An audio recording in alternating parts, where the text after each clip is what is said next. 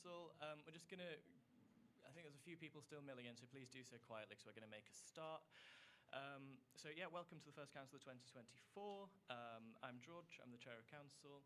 I've got quite a few new faces around, so what I'm going to do is, at the beginning, I'll go through sort of the policies and procedures and how this all works. And then we'll go through the motions. We've obviously got a debate at the end as well. We've got a few elections to have. If you're unsure of anything at any point, please do pop up your hand and ask. It's a very sort of open format, so we're happy to discuss. The really important things about Council is that... hello. The really important thing about Council is that everybody has an opportunity to speak, and that does involve not shouting anybody down, one person speaking at a time. If I'm speaking, please do not speak. And everybody will have their chance to say what they want to say. We just have to make sure we do it in an orderly fashion to make sure everybody can be heard. So just to go through the way that things will work, we will go through a few bits of sort of procedure and some reports. We'll then go to the sabbatical officers for questions. We'll have the State of the Union report from the President. Then we'll go through our motions, we'll then do our elections, and then finally we'll have our open debate/forum at the end. If at any point you think something has not worked how it's meant to, you're welcome to raise your hand. I'll call on you and you can say point of order, and then you can ask the question to me. That is basically to get a view from me on what happened, what should have happened, and things like that. But basically, if you have any questions, let me know, and we'll try and get to you.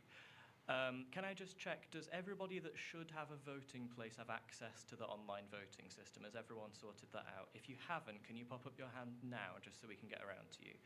You should have a vote, is that right? Pretty sure. Pretty sure. Okay. Do you want to maybe go to the back and see the staff near the door, and they should be able to help you out with that? Is that okay? Nate, are you going to... Nat, sorry. Are you going to come down, or...? Thank you. Great. Okay, everybody. So what we'll do is we'll make a quick start, and we'll see how we get on. So guys, can we just have a bit of quiet, please? It's really, really important that we only have one person speaking at a time, otherwise we have trouble getting everybody heard as they should be. So, as I said, I'm George, I'm the chair. Minutes of the previous meeting, so does anybody have any corrections for the previous meeting's minutes? Wonderful, so they pass. We then have got the steering committee report, which we've received no objections. Nope, so the steering committee report will pass. Scrutiny committee and disciplinary committee report, no objections to that, so that has passed. And I will now invite Yassine to deliver the State of the Union report. Thank you everyone for attending Council. So just to give you all a brief update of what State of the Union is. State of the Union is basically an update from your sabbatical officers of what have we been doing over the last few weeks since the last Council. So just to introduce the sabbatical officers, my name's Yassine, I'm the President. We've got Lulu, the Education Officer there, Postgraduate Officer Chirag is there as well, and then Welfare and Equalities Officer here is Lucy, Activities Officer is Alex, just over there, Athletic Union Officer is Kimiko, just there, and then Student Media Officer is Gabby, just over there.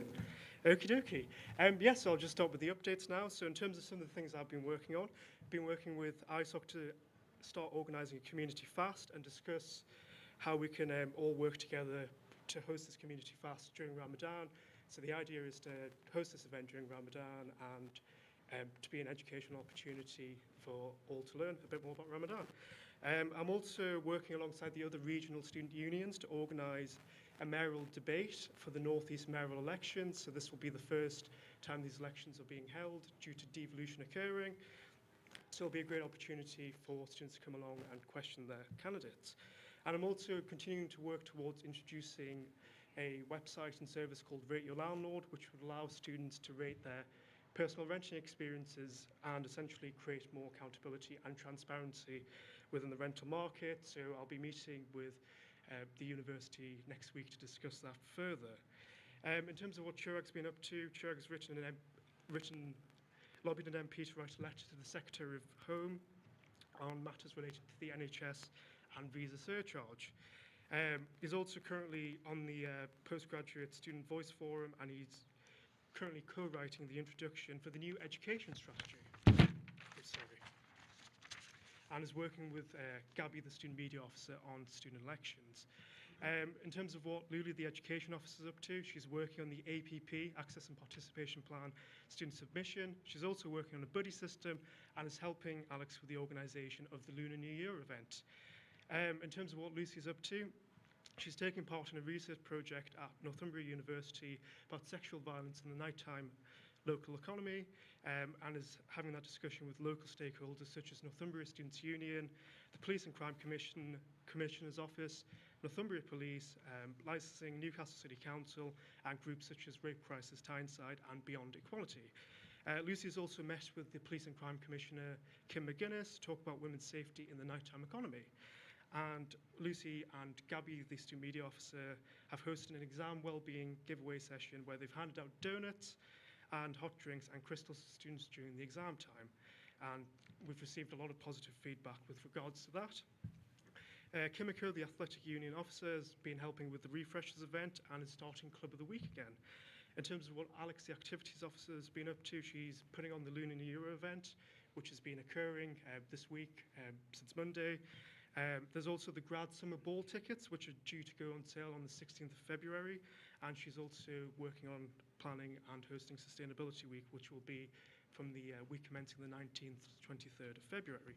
In terms of what Gabby's been up to, she's changed student media debates to candidate spotlights for the student elections and is collaborating with NUSU to help both candidates' welfare and volunteering welfare.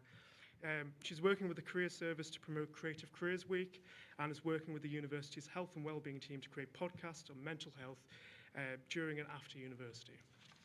Great, thank you. Thank you very much. If I could just ask you to stay there for a second. Yep.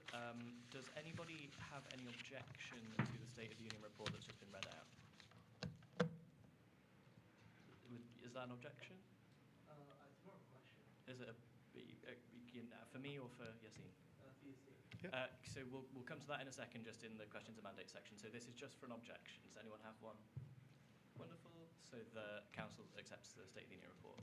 I'm just going to temporarily pause, and I don't know if anyone from the back would like to come forward and get a chair, because you don't all need to be standing there. So I will just pause proceedings for a second. You're welcome to get a chair if you'd like to. Does anybody at the back want a chair? You can come forward here and pick one up and take it to the back there. That would be great. In the meantime, can all of the sabbatical team please join Yassine at the front?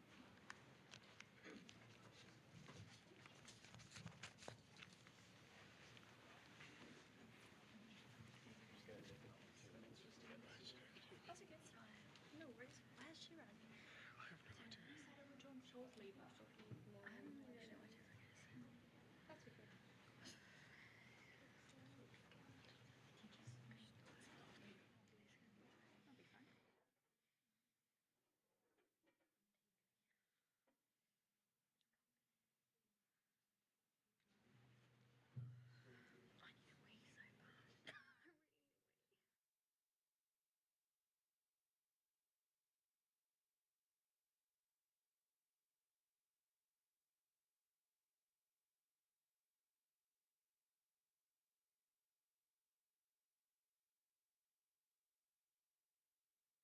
Everybody would like a chair. Do you have a chair?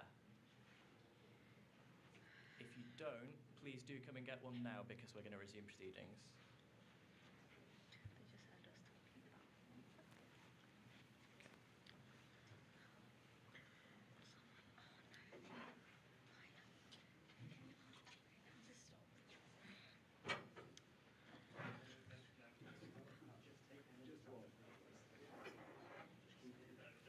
They just heard us talking about. Oh, no worries.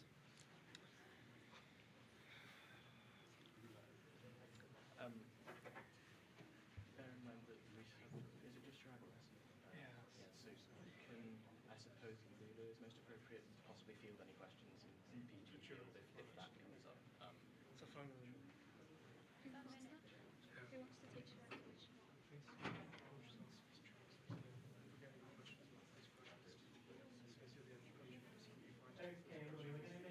We're going to make a start very shortly, so could I ask for some quiet, please? Okay. Okay, wonderful. Can everybody please take their seats?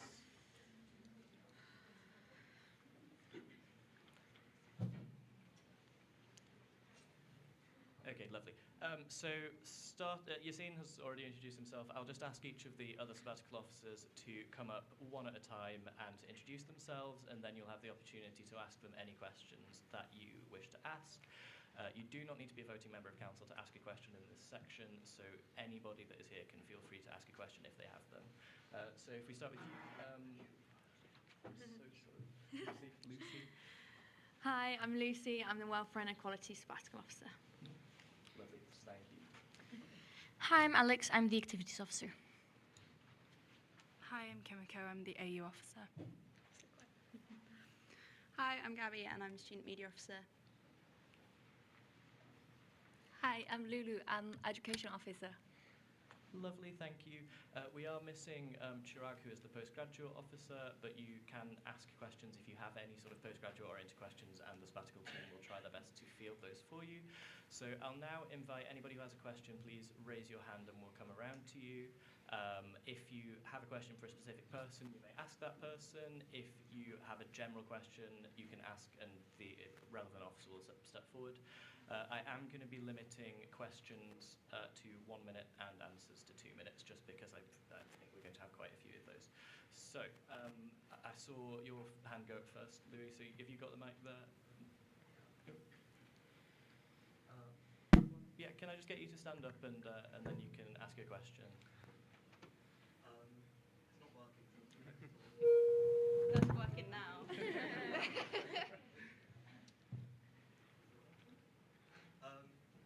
I just struggle to understand how there's been no mention of any Palestinian students, any support in the whole of that report. The report would have been submitted quite a while ago, yet it wouldn't have been submitted 4 months ago. So I just really struggle to understand how there's no provisions whatsoever, not just for Palestinians, but of anyone impacted by this on campus. And I just think it really gives me no hope at all. You would have seen the turnout yesterday. There was 200 to 300 people on campus protesting, and I just find it really disheartening that nothing's being said. It's just, are you just going to bury your head in the sand and pretend it's not happening? Because quite frankly, that's not going to happen. Just to clarify, Lou, is that a question for a specific sabbatical officer? For Yassine. Yes. Thank you very much for the question, Louis. In terms of support available for students, we've got some support available for students in terms of what NUSU has done to support Palestinian students. This includes statements of support which were released in November on the NUSU website and promoted on social media. And we also updated our advice pages, which added to the Support and Advice Hub website. And we also did support the Vigil for Palestine, the Palestine event with the Instagram story post. And then on all my State of the Unions, I do include where students can get support. So in terms of what support the student union offers, so in the State of the Union, I've got in the document the Welfare and Support Centre, Office Advice, got the contact details there. And also the Student Advice Centre, and I've also listed the university support available that students can get in that report as well. Wonderful, thank you. Thank you for the question. So I'll invite yourself at the front. If you could stand up and please speak nice and clearly, ask your question. I don't know if that microphone's working. You're welcome to give it a try. What steps are being taken to ensure that the partnerships and investments align with the ethical and moral standards, particularly concerning human rights and international law? This is for all the sabbatical officers. So would anyone particularly like to step forward on that? Sorry, could you repeat the question again? I would like to know that what are the steps being taken to ensure that the partnerships and investments the university is receiving align with the ethical and moral standards, particularly concerning human rights and international law, which is being violated on a daily basis in Gaza? If I may just interject, that will be the topic of the debate at the end of the council. Yassine, you're welcome to respond quickly to that, but there will be a very in-depth discussion at the end of the council. Yeah, I believe the university has signed a sort of a divestment, ethical policy investment portfolio, but I can get back to you that on the specific details regarding that. Thank you very much. Yep, so yourself behind, that's fine. This is for all the sabbatical officers. I'd like to know how you're succeeding in fulfilling the 2020 pledge to decolonise Newcastle, by not putting pressure on the university to end potentially unethical investments complicit in the plausible case of genocide in Gaza? If anyone in particular would like to step forward on that. I mean, in terms of that report, obviously it came through council, and that's something that previous sabbatical officers had done a lot more work on, and it's something that we are actively, like I know in the meetings that I'm in, for example, race equality charter, that's something that I have been pushing. It's just depending on the pushback I've had from university, but that's something that we have been trying to actively pursue, like with all the university meetings. Wonderful, thank you. Could I please ask anyone who wants to ask a question, can you put your hand right up so I can see you? I don't know if there are any elsewhere in the room. Fantastic. So there's yourself, then we'll go to yourself there, and then we'll come across if that's okay. So please, can you stand up and speak nice and clear? Yeah, so clearly you're all representatives of the students here. The university has ties, actually direct partnerships with not only indirectly giving money to, but also having placement partnerships with a weapons development and manufacture company, Leonardo. I'm sure you've heard of them. What steps are you taking to end those ties, or at least to pressure the uni to end those ties as soon as possible? Because they go directly against the ethical investment policy, as well as any other ethical policy that has been made. Was that question for anyone in particular? Anyone in particular? Anyone who wants to step forward on that? In terms of lobbying the university, generally it would come through student council. So if that's something that students would want us to do as sabbatical officers, that could come through a student motion, and that would then obviously mandate us as sabbatical officers to then go to the uni and then pressure them to whatever students want us to do. But essentially that would come through student council. Thank you, Lucy. Yes, yourself. Hello.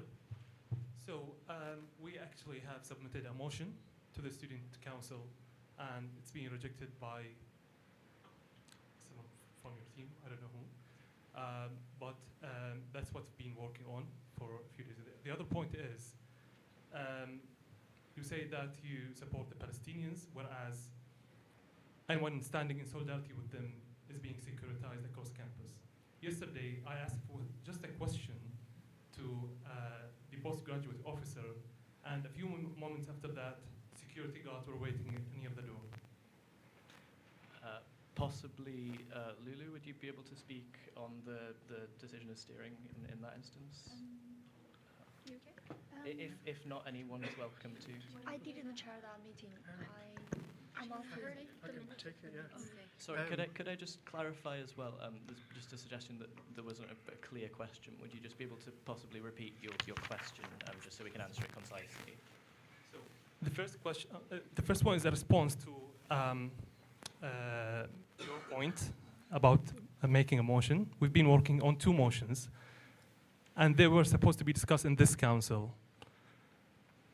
Why are they not being discussed today?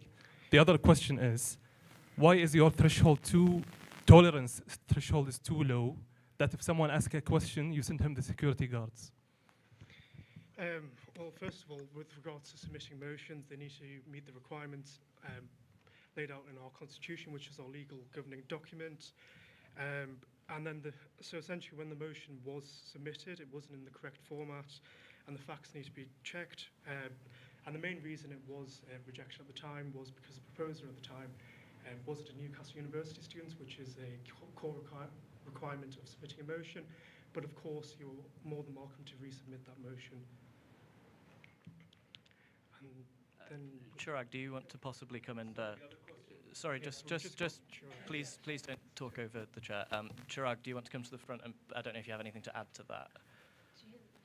I just came in. So the question was just relating to the steering committee to steer out the 2 emergency motions in this instance. Why that happened, and then there was a second question. That would be ideal. Thank you. I asked you a question yesterday. Yes. A few months later, you sent me the security guards. What's your tolerance threshold? The answer with that, you would need to ask the university. I didn't host that. That building is not ours. It was a student union. Please don't talk over. If you have something to add, then please raise your hand. Go on. It was student union. It was not a student union activity. What were you doing there? It was a postgraduate opening. I'm sorry, guys, we can't have this crosstalk. It needs to be done properly. So, did you have a formal question that you'd like to ask? You already asked Shrag. Okay. So, do you have anything else you want to say? Just that it was not a student union activity. It was a university activity. It was about sharing my experience, about my postgraduate experience in Newcastle. I was just there in capacity as a postgrad officer, not in capacity as a union. Right. Thank you very much. Can people who have questions raise their hands? So we'll go to the gentleman on the back corner there, if that's okay. Can we get the mic over to him? Okay. This is a question in general. Will the Student Council choose to represent and push forward student opinion on ethical procurement with regards and investments and divestments? After all, there have been two instances. There's the Leonardo one, which is going to be discussed later, but also earlier in the year there was a petition held about dental equipment being sourced from Israel. There was a petition held about that as well. Will the Student Council push forward on student opinion on divestment? So, does anyone want to come forward on that in particular? Yeah. I mean, again, kind of like I said before, like, you're all valid in saying what you want to say, but yeah, it would come through Student Council. Like, if that's what if you want to make a motion about that, you're more than welcome to. Everything that we do will come through getting all my words wrong. They'll all come through motion. So if that's something like you want to do, you can write a motion about it, and that will mandate us to look into whatever you want to do. But yeah, just kind of similar things to what I was saying with the bringing it as a motion. It will mandate us to do. Okay, wonderful. Could I just offer a point of information at this point, and then I'll hear what you have to say.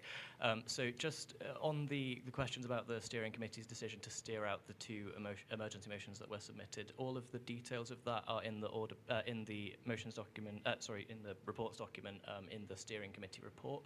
So the exact details of that decision are in there if anyone would like to reference that. Also, as a point of information just from Connor here, there is support available for writing motions.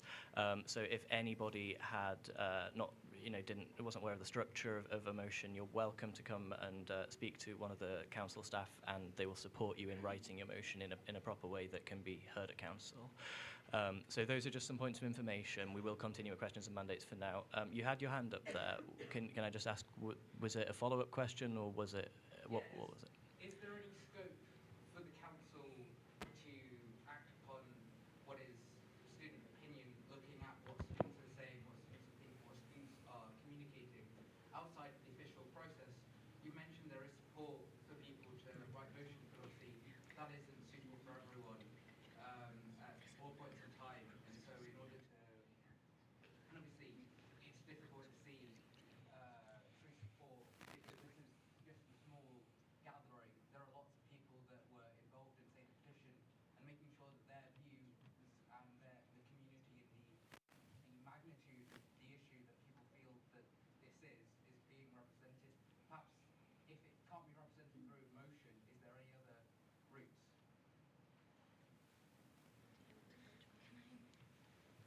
So I'm going to answer this question, and I'm going to make some general statements. Basically, in order to answer it, I'd like to give some more context. So I'll start by saying that as sabbatical officers, our job is written down as we're directors and trustees of the Students' Union as a charity. As a charity organization, we have to follow certain rules within the Students' Union. And so we're held within certain guidelines in the way that we act and in the way that we represent student interests. We obviously have the campaign priorities that are set at the beginning of the year, and those are sort of, if you consider it what is in our job description and what we are put down on paper to do, what we're ordered to do in a way, I guess. So as sabbatical officers, we move through our roles and we do these things, and we're guided by these rules in the Constitution and in the, what is it called, the Charity Commission. Sorry, there's a lot of big words. And we follow these processes that I understand are very tedious, and I understand they're hard to understand for students and to get through them.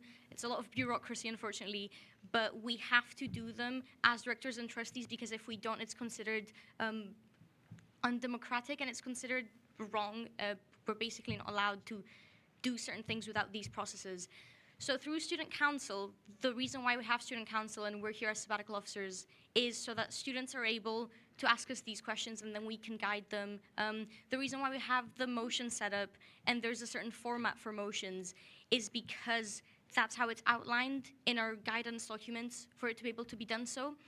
In order for us to represent certain aims for students, for example, lobbying Newcastle University to get Leonardo off campus, that would have to go through a motion. In the structure of a motion, I'm aware that we've received some submissions.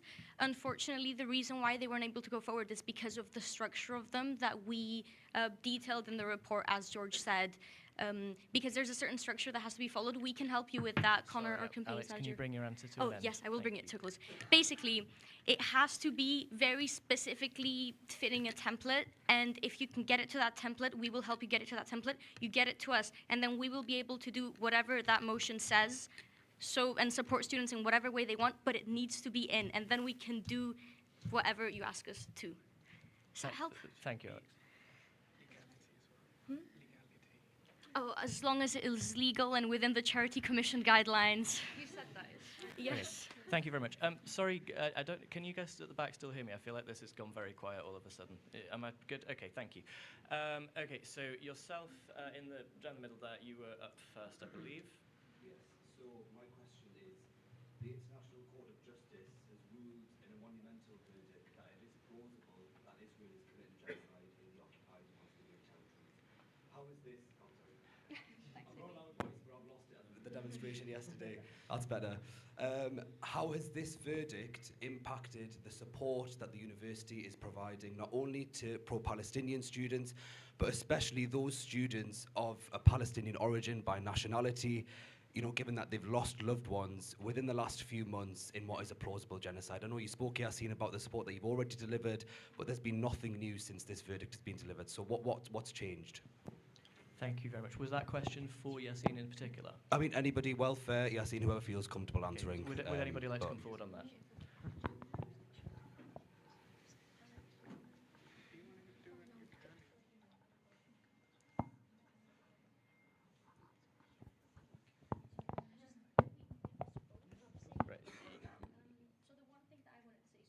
As the students' union, sometimes we're not able, I guess, to work as closely with the university as it might seem. So we are two different organizations. And I personally, I'm not in a lot of the big committees, so I'm not really aware how the university would be handling this. And I mean, as the students' union, I will hand it to Yassine too. Yeah, I will just say, sorry, I've seen you don't let your hand go to sleep. That's yeah, just to repeat what Alex said, basically, you know, we've got our support there available through the Student Advice Centre and the Welfare Hub, and we're determined to support all our students as well with regards to that. Wonderful, thank you. So, just a follow-up question, could you make it really, really quick for me? That'd be great, thank you. I guess we appreciate the support available for students, but as I've rightly said, there's a plausible genocide taking place. We have students on campus who have lost hundreds of family members, and that pain and suffering is ongoing.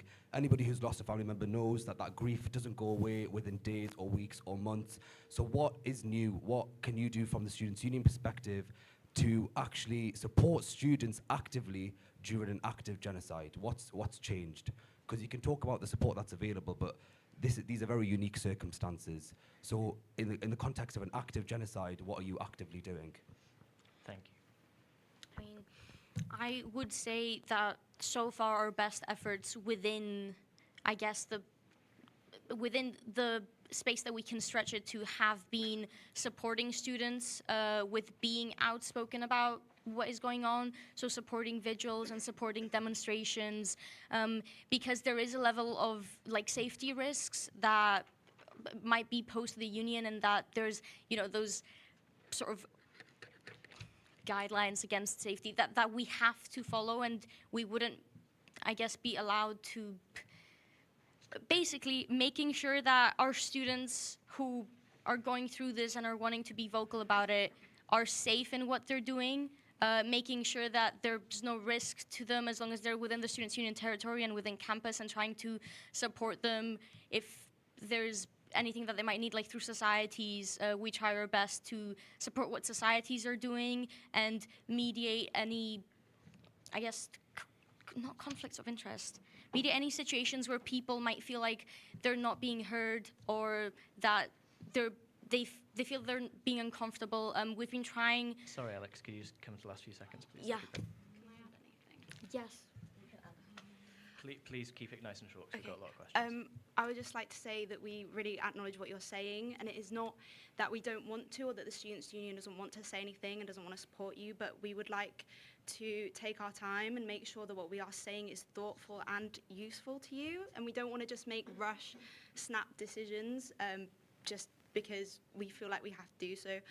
We hear you and we want to support you, and we will take your comments on board, and I just want to apologise on behalf of myself and SABS for those people who do not feel supported at this time. Wonderful, thank you. So we'll go to yourself at the back, yourself at the front, behind you, and here. It's just a general question, really. Were you as a student union actually aware of the partnership with Leonardo that the university was doing? If you weren't, do you not feel blindsided? You know, you're representing students, you're a union of the students of Newcastle, and very clearly, I would say anyway, very clearly the student body as a whole is pretty pro-Palestine, and then they've gone and signed a weapons agreement, an agreement with the weapons company that very clearly most people are offended by. Do you not feel blindsided if you weren't aware? Was that question for anyone in particular? Sorry, guys. Thank you. Was that question for any officer in particular? Just anyone. Anyone? Would anyone like to come forward on that?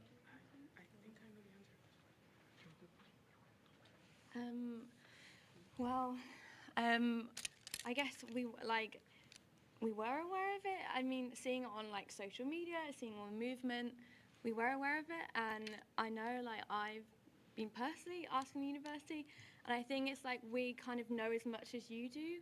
We don't really know what the connection is, and I think that's what we're as in the dark as you are. We've been asking, but yeah, that's kind of what I can say.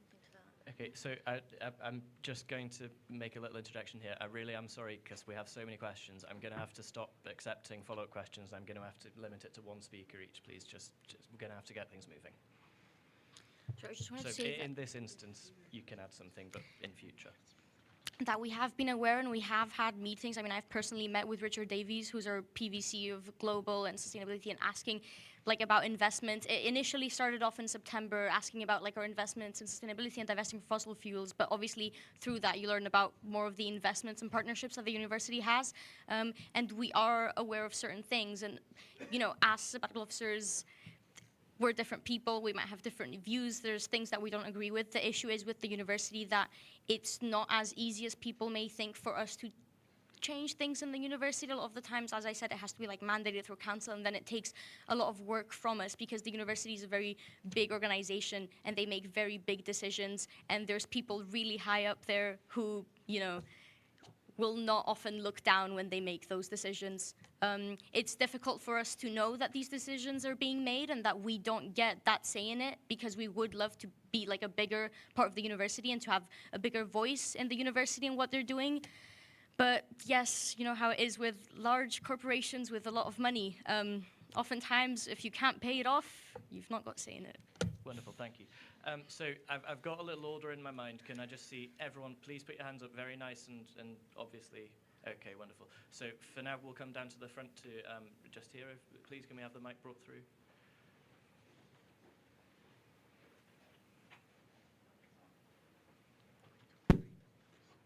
So, in response to what was going on in Ukraine, the student union had responded within 2 days. It's been 123 days.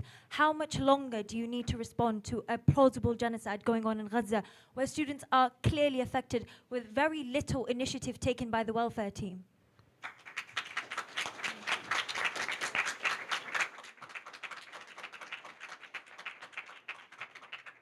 Did that question have an intended officer? Anyone that's feeling confident enough to answer it. Okay, would anyone like to attempt that question? I don't know if this is an answer, but Please, as brief as you can. we have also asked that question ourselves. There's some things that don't only go through us. Wonderful, thank you. Yourself behind, did you still have a question?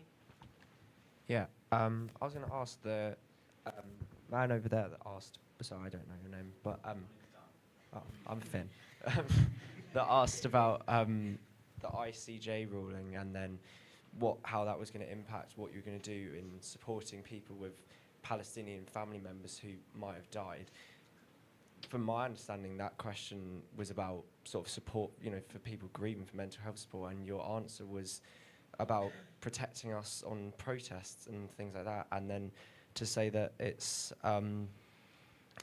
you can't just rush these decisions, but you have to be quick to provide support for these people. People are grieving now, and if they're not grieving, then they're scared that they're going to be grieving soon for their family members that are still there. It can't be slow. It can't just have apologies. So what are you going to do now to help support people more, especially now that this has been declared a plausible genocide? So was that question for a particular officer? For Lucy? I guess just the two that answered the So we're previous going to question. do one officer answering each question, please, just to limit time. So.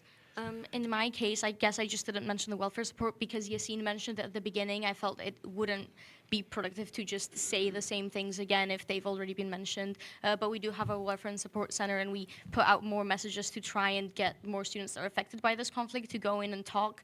We've got, the university has counseling available that we can signpost them to. We've got our own student advice and support center. So we have the two different supports. But yeah, and that was my part. That's why I said about the protesting bit and not about the welfare support. Wonderful, thank you. Right, we will go to... Have Gabby, because it was for I did answer before, and the question was for both of us. Am I allowed to answer or not? Very, very quickly, please.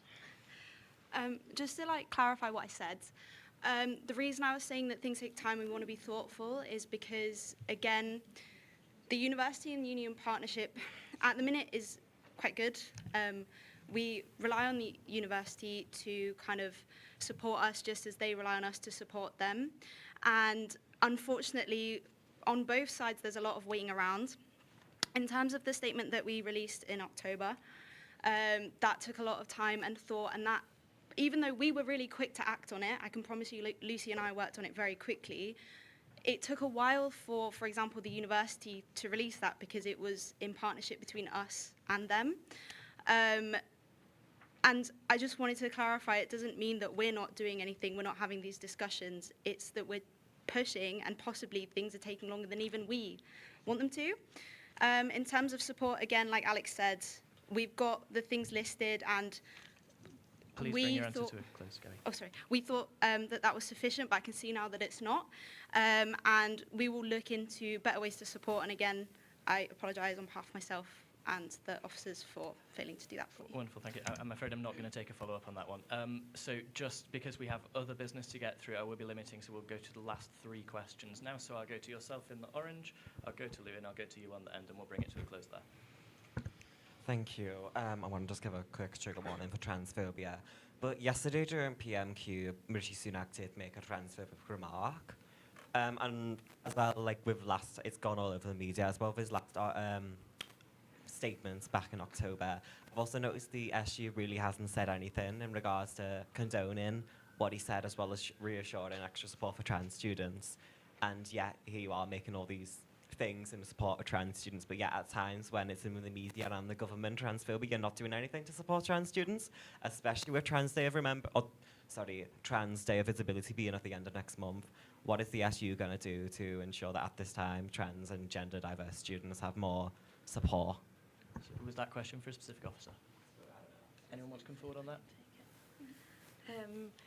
Certainly, of course, we always will have solidarity with trans students, and that's something that I've been really trying to advocate for, and something that I think, especially in our welfare support centre, we do have support for trans students. We have the trans fund, which is something that trans students can access. Again, we do have it, we are, oh God, I'm getting all my words mixed up. God, I'm freaking out. But yeah, no, we do have a lot, solidarity for trans students is something that we really, really advocate for. We've got, in the Welfare and Support Centre, any students can come and talk to us about anything. We're there to really support students, and that's something we can continue to do so. And yeah, that's good. Thank you. Okay, we'll go to Louis, yourself, and then we'll bring this section to a close. This is a question for the SABs, but it's also just to raise awareness of what it's like being on campus, being someone that's advocating against a genocide. I just want to get the email up so I know her full name. It's in response to saying that we can go to wellbeing, or people can go to the wellbeing service of the university, but actually got an email from Kate Aitchinson, the head of the wellbeing service, very misinformed, saying that there's a formal complaint, formal police report being made about the demonstration yesterday, and essentially just fear-mongering to another society. And where was that when it comes to any of the Islamic societies? Where was that when it comes to any of the societies involved in activism? Like, you guys are all that most of us have at the end of the day. Like, since seeing this, I've never been so disheartened and ashamed. I think it's astonishing that she's actually the head of wellbeing, and I think we all need some reassurance from you guys that something will happen and that you guys can support us to complain against this, because the head of wellbeing should Sorry, not Lou, be... that's a minute, so can you bring that question? The head of wellbeing should not be a biased thing, and it shouldn't be based on race or creed by any means, and that is clearly what it is. So just quickly, just for the purpose of the minutes, that does need to be a proper question. I didn't catch a question there. Will you support us in making a complaint against the head of wellbeing of the university? The first thing that I want to say is, I'm so sorry that happened. We were not aware of this. I mean, I was not personally aware of this because we're not. The university, again, doesn't talk to us sometimes. Kate Aitchinson, it's in the university. Our welfare and support center, I know the people in there. They're lovely people. They would never do that. Please, if you ever need any support in welfare, please go to the Students' Union and not to the... I can't say that, sorry. Please favor the Students' Union because we are here for you. And I want to support you and everything. Can we support complaining against the university? I mean, given the nature of the question, I would, in this case, invite Lucy to just come and comment. I will invite Lucy to come and comment. Well, I get what Alex is saying. I'll echo that as well. But we can definitely support in terms of we can support in terms of supporting you with complaints as well. And as Alex said, like with welfare, you can come and speak to us anytime. And we're always there to listen, here to help, and to always support you in everything. And that's something we can definitely do, is support you in writing complaint. I've just been asked to pass on a point of information as well, that at the end of the session, you should be able to catch your subs before they go home, and they're always around the building. You can always drop them an email, so please do approach them if that is what you'd like to do. Could I follow up quickly? Is it a very, very, very quick follow-up, Lou? Yeah, really, really quick. I know that you guys wouldn't have been aware of that. I just wanted to let you guys know what it's like when you're trying to take a stance against a genocide complicit uni. Thank you. Wonderful, thank you. And opposite you, please. So this will be the last question in this section, please. This is just towards Alex. You mentioned after sort of that you had chats with the university about the relationship with Leonardo, and they told you something. Would it be possible for you to clarify what they've said about the nature of their relationship, and if the university will make a statement as if? I should have made what I said more clear. It wasn't specifically about Leonardo. I've just been talking to the university, trying to find out what their investments and partnerships are. So more like getting a list of information, really. Not being able to look into it much because it's really hard to get a meeting with university representatives. You know, they'll cancel on you 4 times, then they'll see you for half an hour. But we are trying to talk to them. It's just, I guess, the case is with it, and the details of most of the investments will be that agreements have been signed, agreements that might not be able to be broken because it's got like a certain amount of years on it that they have to be partnered with them. I'm not sure what the liabilities are. I'm not very good with business and things like that, but from my understanding it's just very difficult to break those agreements. Yassine did Sorry, law, Alex, so he might be able just to bring know it to a more close about if you can, contracts. please. I'm not going to be inviting She'll say very quickly. if it's an incredibly quick point, do. please. Last point of this section of council. I have personally asked the university what this connection is, and I've not had a response. I think we are all in the same position as Leonardo campus. We don't know. I've asked the university this. Yeah, that's kind of. Thank you very much, and thank you, sabbatical officers. You're welcome to sit down. Okay, so just to be clear, we will be moving on to the substantive portion of council now. That includes the motions and some elections as well. There will be the debate at the end. Please do save any questions that you have. Guys, I would just, please don't be talking across council. That would be great. Yes, so we're now going to just take a quick pause. So we've not had all of the people with voting places that were meant to turn up, which means there are some places available. We're going to allocate those places now. How we? So if anybody who doesn't currently have a vote would be interested in getting a vote, if you could go to the back and see Laura, who's waving, she will be able to help you out there, and they will be, I don't know how they're going to be allocated, you can help out at the back. So if anybody doesn't currently have a vote and would like to vote on the motions that are upcoming, then please do go and see Laura now. We will just take a quick pause while we're doing that, so if anyone would like to get a refreshment or some food from the back, that's perfectly fine.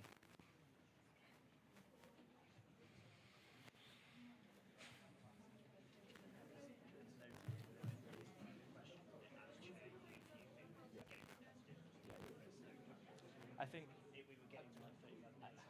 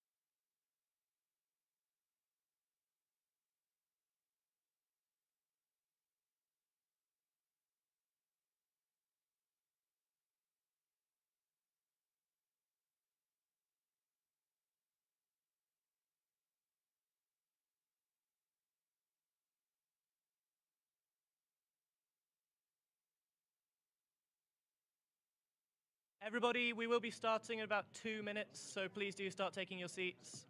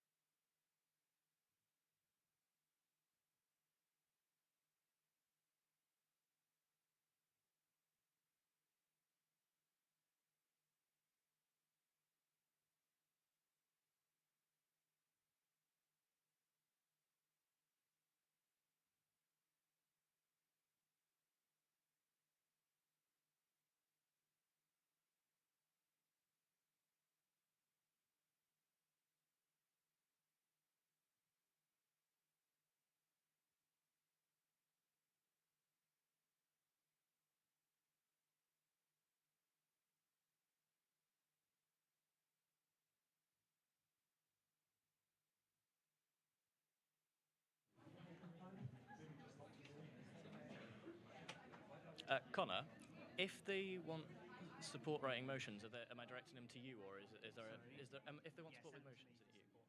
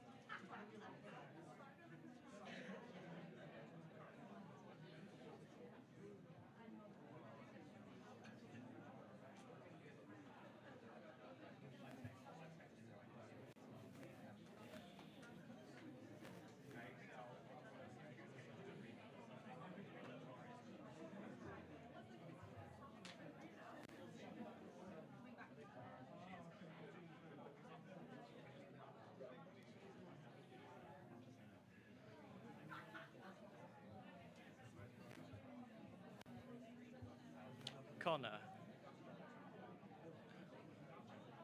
Connor.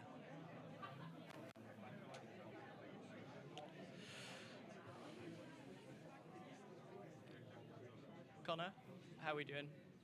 They've just done the number generators and they're just working out who's got the vote.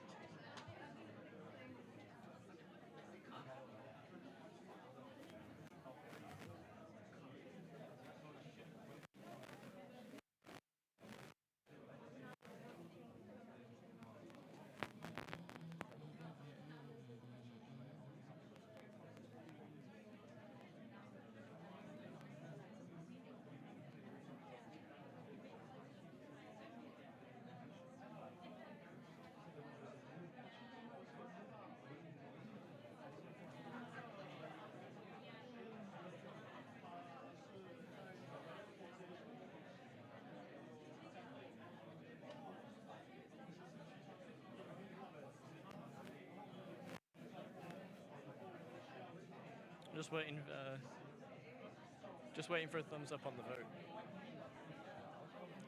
Apparently they had more than we had spaces, so they're doing a random generator now. It's taking its sweet time. Is this the first time we've actually used a random generator? It often happens for the casual places because they're oversubscribed, but we've never had it in council. So we shall see. For everything, Yeah. Problem is I have no indication of when it's going to actually happen, so I may have to extend the guillotine if we don't have enough time to debate at the end, so we shall see. Well done with those questions. It went very well. Thank you. Really appreciate that. I wasn't expecting similar questions. I anticipated a few. That was quite a lot more than I thought. So, like Lindsay gave us like phone shoots, some of the stuff. Yeah. Oh well, at the end of the day, we're here to count to account. Sure. Right, I think possibly we're approaching votes being allocated now, so.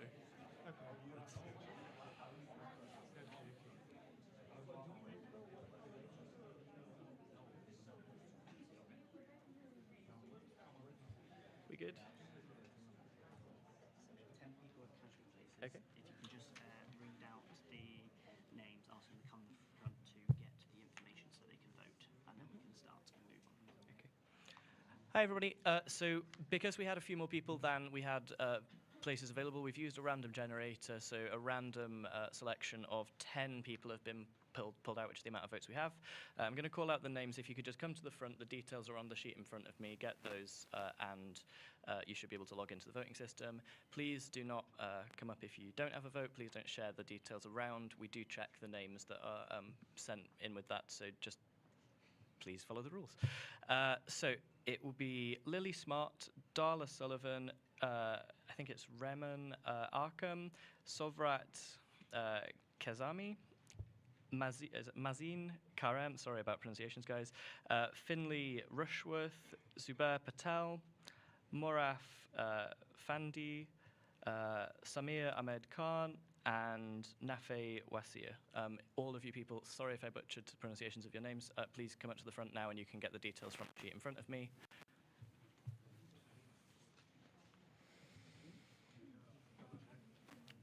Do you want to check on the list? I do apologise. Yeah, what's the name?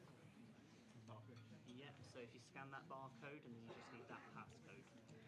So just make sure you're on the list, guys. We do check and we know how many votes we have. So but if you scan the barcode, it'll take you to the site and then you just need to put this passcode in. It'll take you to kind of loading page, and when we go to a vote, that will pop up on the screen for you. Names on there? Wonderful, thank you. Yeah, please take your seats once you've done that to let other people through. Are you guys on the list? Yeah, so you just need to scan the QR code there. You'll need the passcode. It'll take you to a landing page. It'll ask you to put your names in as well. Please put them in because we do check that and make sure everyone who's voting is allowed to vote. And then when a vote gets opened, it'll pop up on your phone.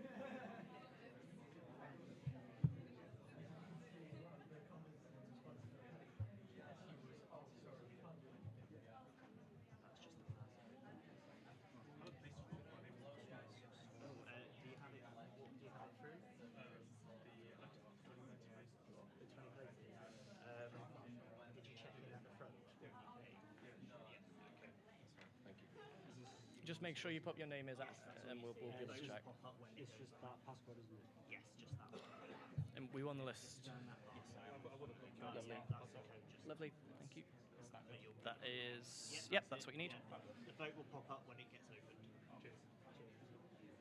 Wonderful. Okay.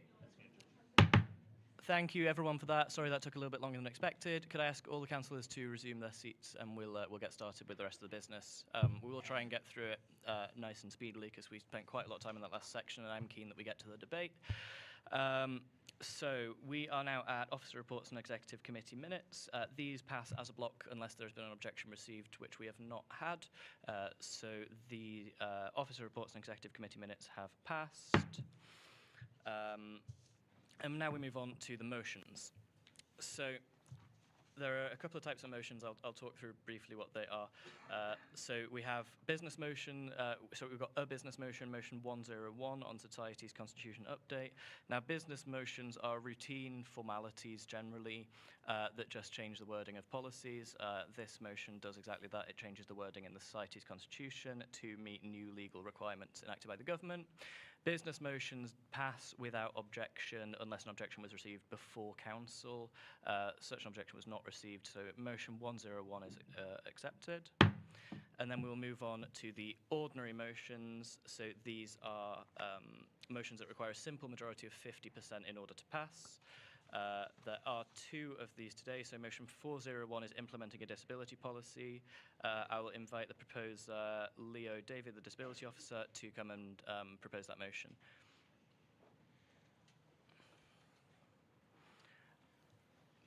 Thank you, Leo. You'll have 3 minutes, and then we'll go to questions. Okay, wonderful. Hello. So this is a policy. I'm not sure this mic is working. Have I not turned it on? Do you want mine? No, it's on. Here you go, Leo. Thank you. We love technology.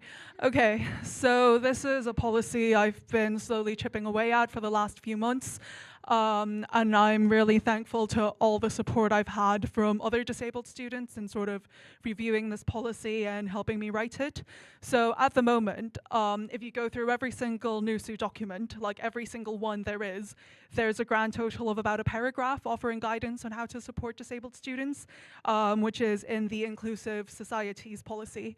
I feel there's a need for more comprehensive guidance, and I think it's the case with a lot of the student body, because I've had a lot of people asking me sort of the same questions of like, what can we do to support disabled students? Do you have any resources on this? What can we do to make this more accessible? So essentially all I've done is pull that together into a single document. You can read it in the order papers, but it's essentially just a guidance document listing good practice and providing resources promoting accessibility, as well as examples of appropriate terminology surrounding disability. So this would be, if this motion passes, this policy would be added to sort of NUSU's policies, the ones you find on the website and everything, and it would be publicly available for anyone to access. That's it for me. Great, thank you everyone. So I'll just ask you to stay there for a second. So the way this works is we now go to questions about the motion. So this is, if anybody has a question for Leo about the content of the motion, about what it does, what it's for, you can ask those now. And then after that, we'll go to speeches for and against. So please reserve your sort of speeches for and against if you have them for afterwards. Does anybody have a question about this motion for Leo? Wonderful. Okay, you're welcome to go back to your seat, Leah. Thank you. Okay, so I'll now invite any speeches for this motion, in favour of this motion. Would anybody like to come up and support it?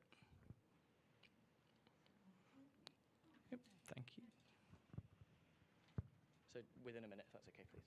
No, I do think this motion is super important, and I think something that I think NUSU should have had in the past, and I'm really glad that it's now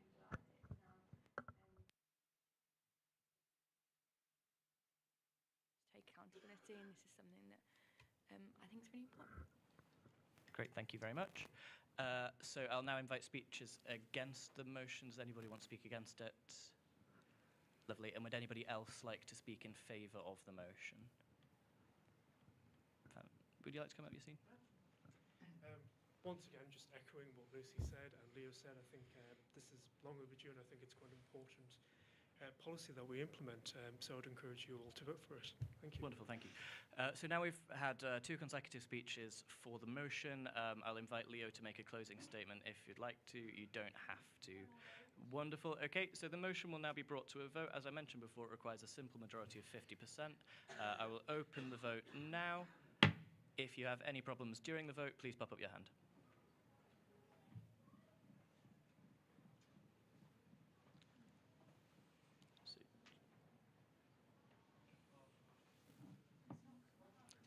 Oh, sorry guys, technical difficulties, bear with us. Is it Vbox being annoying? Okay, great. So the vote should now be up on your screens. Please cast your votes as quickly as you can. If you accidentally press the wrong thing, you are able to tap the other option and change it. Once the vote is closed, it will be locked in.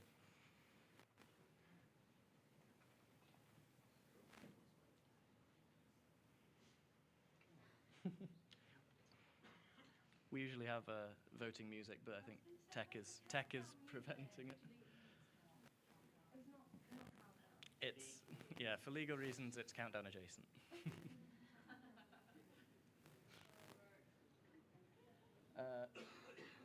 So that's 45 votes cast out of 47. Is anybody unable to vote that should be voting? Okay. Guys, we'll give it a few more seconds. If you want to cast your vote, please do. Fantastic, and we'll now bring that vote to a close.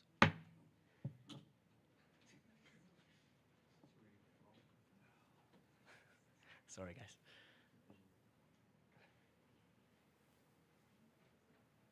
Wonderful. So that is the motion 401 on implementing a disability policy is duly passed.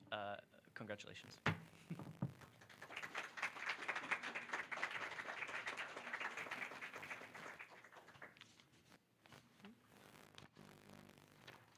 me a second, please. It's on the same page. We now move on to our final motion, motion 402, which is approval of a policy idea submitted to National Union of Students. That one is also Leo. So either Leo or Yassine, either of want to come up and introduce it. Okay, wonderful.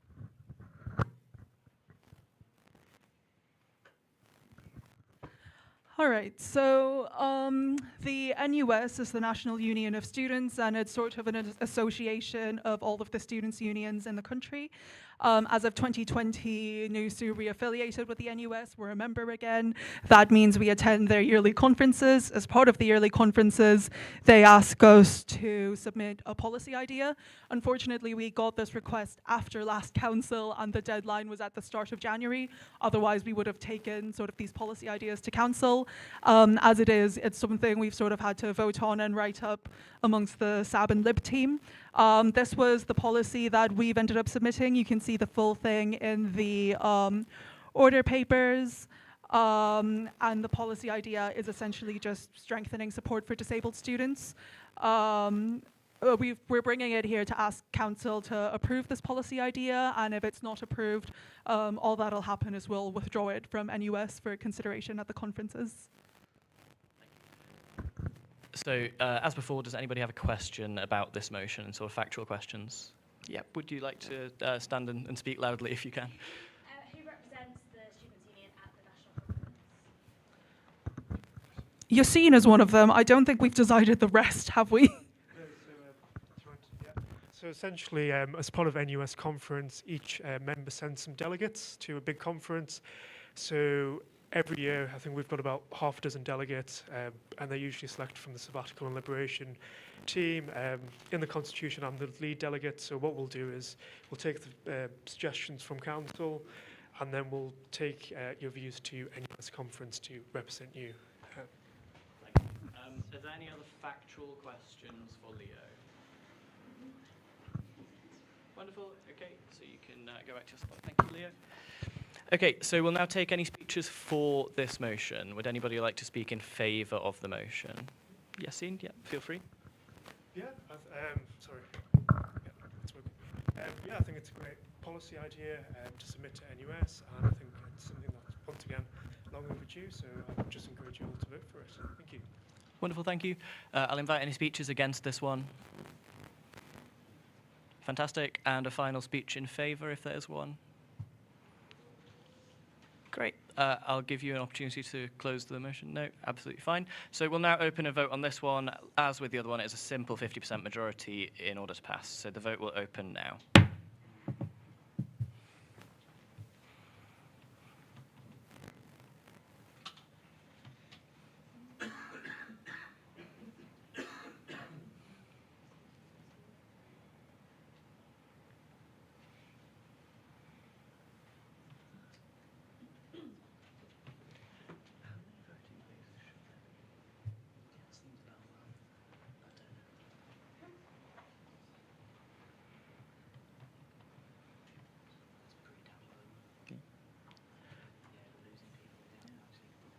So we're approaching the approaching everyone. In fact, everyone has cast their vote, so we'll now close that vote.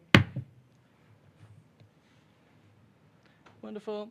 So that is motion 402 is passed by council. Wonderful. So that brings then to the motions.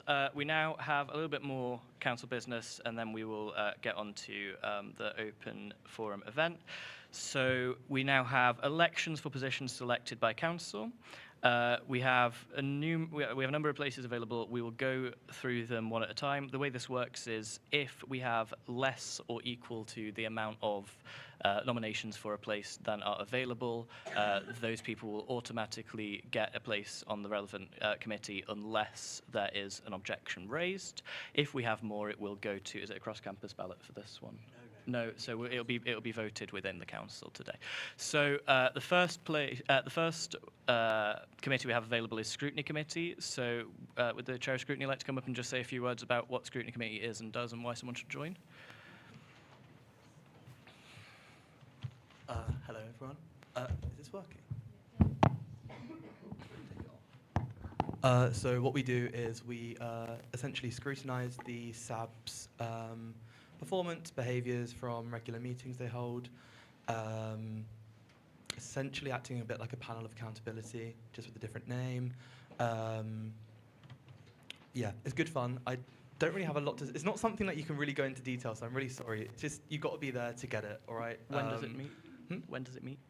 When does it meet? Yeah, when do you meet? Oh, it's like once a month-ish. It's very flexible, so yeah, come join. Lovely, thank you. Does anyone have any questions about scrutiny? Yeah, do you want to ask? Well, we won't take many, but do you ask yourself at the back and then in front? Who can join this committee? Anyone? Anyone?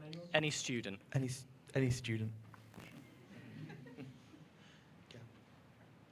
We've seen a clear lack of action and initiative from the sabbatical officers regarding what's going on in Palestine and Hudson. Sorry, no, there's just factual questions about the committee itself. We can't take that question. 1 second, allow me to continue.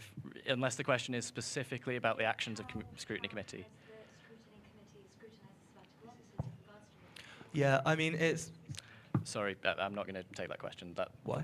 That's not a factor. It's not about the operation of scrutiny committee. It's about the actions of scrutiny committee, which would be an objection to the report, not for this section of council. We're just going to have to go to this section. I'm sorry, it's just not what this section's for. Are you being serious? I'm being serious. Okay.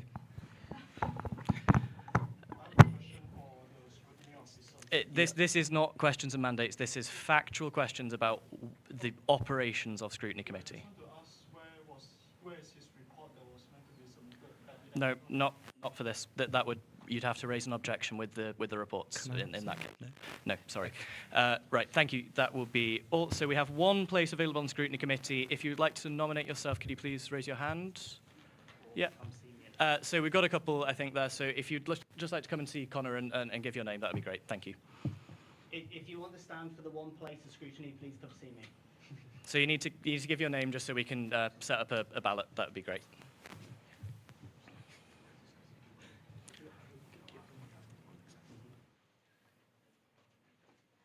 You're free to go and sit down, Lou. That's great. Thank you.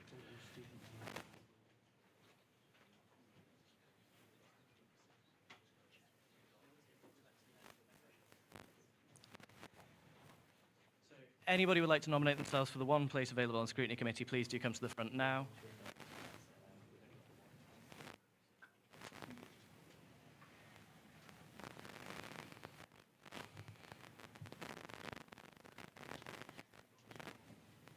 Okay, was that just one? Two. Okay, so there were 2 nominations received for this place. Were there any final people like to put that forward? If not, we'll take it to a vote on those places. Wonderful. Okay, so we'll just need a moment to prepare. Yep, so I'll just... have you got the names there? Okay, so both of the people who nominated themselves, can you just come to the front and briefly introduce why you want to be on the committee, just so people know who they're voting for? That would be ideal. So if you just put your name forward at the front, could you just come up to the microphone and introduce why you would like to be on the committee?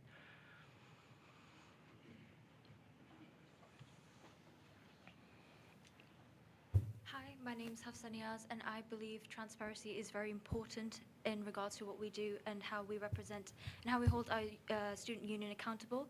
I want to join to make sure that they are doing what they're meant to be doing and represent our voices properly. Wonderful, thank you so much.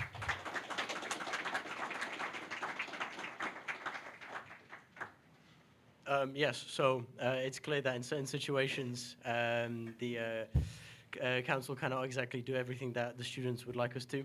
And to make sure that decisions come through, I believe that it is absolutely necessary for there to be a scrutiny committee to make sure that they are behaving properly. Thank you. Wonderful, thank you very much. How long are we looking at? Okay, so we're just preparing the ballot for that, and then it will go out to a vote for who you'd like to have. A reminder, there is one place, so only one of you, unfortunately, will get the place on that committee. So just bear with us while we set that up.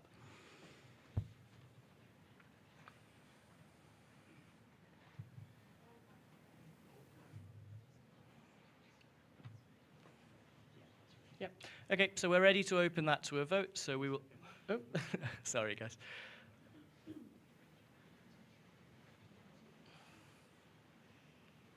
Great, is that good?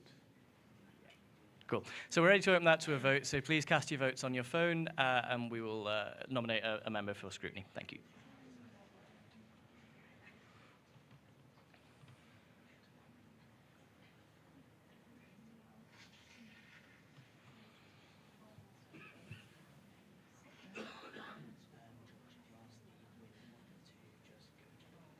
Yeah, sure.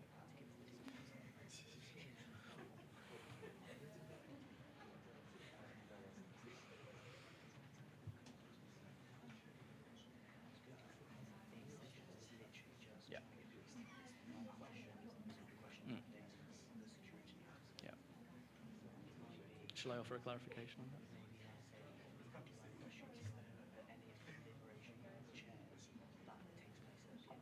Wonderful. Yeah. Next council. Okay, wonderful. So we've got a couple more people who haven't cast their vote, so if you wish to do so, please do so in the next couple of seconds, then we'll close this vote off.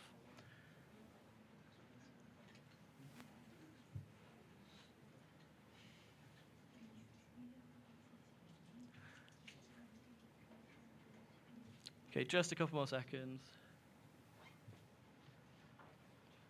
Okay, so we'll close that vote now.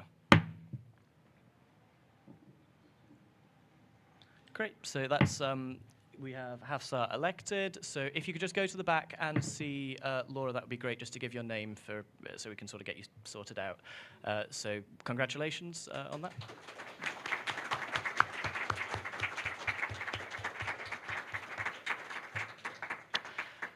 Wonderful. So we now have 6 places available for disciplinary committees. So that will be Louis again. If you could just come and introduce the committee, what does it do, and why people should join. So on the disciplinary committee, we can sit in different formats of different panels of different sizes. Largely, this disciplinary will be anything that goes above and beyond the society's exec and also other disciplinary panels. So yeah, it's very far-reaching. It's kind of everyone's included in that besides full-time staff. We don't get to sit that often, which I guess is a good thing. Yeah, is this open to associate students? No. I don't believe so. No. No. Full students only. Oh yeah, so it's for full students. Yeah, come forward as well. We need more of a diverse panel as well. So anyone willing to come that's from a marginalised background, I would really urge you to. Wonderful, thank you. Does anyone have any factual-only questions about the disciplinary committee? Yep, would you like to? Sorry, say that again.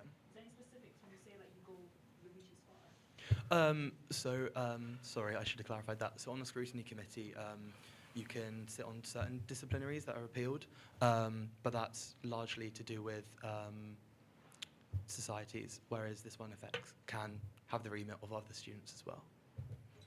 Great, thank you. Any other questions? Lovely, so you're free to sit down. Thank you, Lou.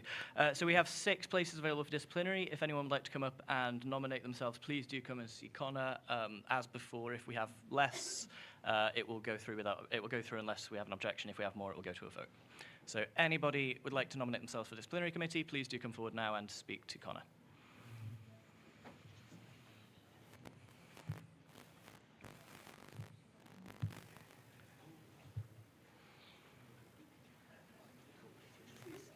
Yep, so if you just go behind the lectern, I'll invite you in a second.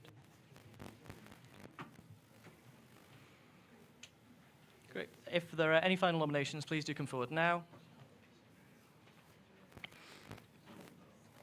Okay, wonderful. So we have 2 nominees, so I'll invite yourself if you just want to come up. What's your name and why do you want to be on the committee? That would be great.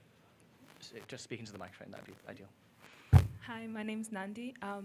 I just want to be part of the committee just to have, be in the process of seeing how the student union and also the university deals with these sort of things. Wonderful, thank you. Hi, I'm Thomas. Echoing exactly the same thing. I'd like to be more involved in union politics as it's something that I believe all students should be involved in. So as there are less than 6 nominees, I will invite anyone to, if anyone objects to their appointment to disciplinary committee, please do raise your hand now, otherwise they will automatically get membership. Any objections? Fantastic. So both nominees are duly appointed. Yes, sorry, could you see Laura at the back just to get your names down? That would be great. Fantastic. So similarly, we have 4 places available on Welfare Campaigns and Liberation Executive. I'll invite Lucy up to just quickly introduce that committee. Yes, so I mean, because there's so many of you, it's actually a really great opportunity. So the Welfare Campaigns and Liberation Committee, so it's essentially a committee with me, myself, our Accessibility and Inclusion Coordinator, we kind of chair that, and it's also with our Liberation officers, and then a rep from Nightline, and there are some other people in council also in that committee. So the whole point of the committee is really, it's like an opportunity for all of us to discuss like what work that I'm doing in welfare, but also giving updates on what work the Liberation officers are doing. And it's, again, an opportunity for all of us to ask what everyone's doing, but also a way for everyone in that committee to discuss ideas, any campaigns they want to run, any ideas of things they want me to do, or the Liberation officers.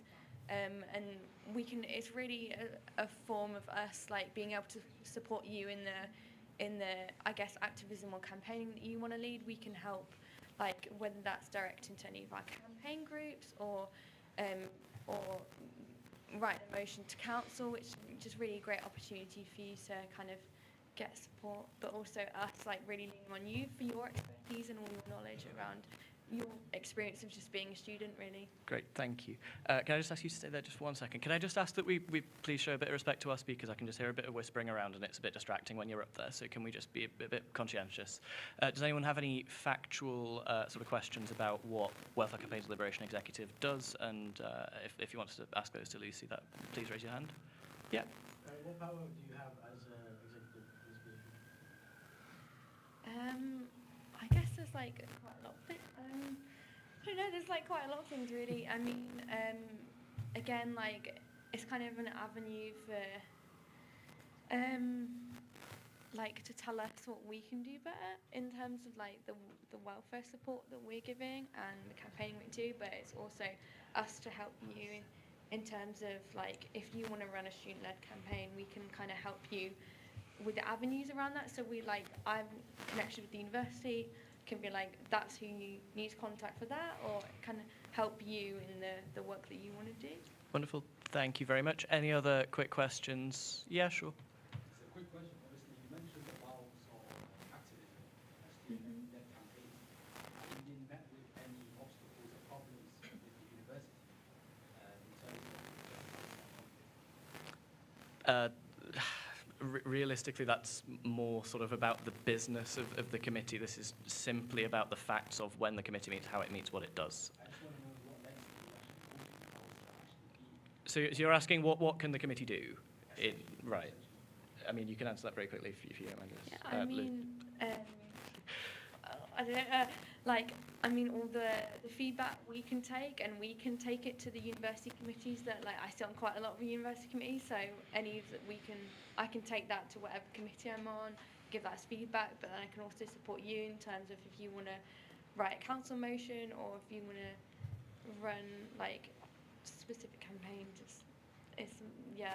Great, thank you, Lucy. Okay, any other very, very quick questions before we put this to nominations? Okay. Lovely, thank you. So we have 4 places available. If anyone would like to nominate themselves for this committee, please do come to the front and give your name to Connor. It is worth saying as well, because we've had a few nominations so far, being on one committee does not prevent you from being on another if you have the time for it, so don't feel that you can't put yourself forward if you've been elected to something else. So anyone would like to nominate themselves for this committee, please do come forward. Yeah, did you have a... Yeah, okay, lovely.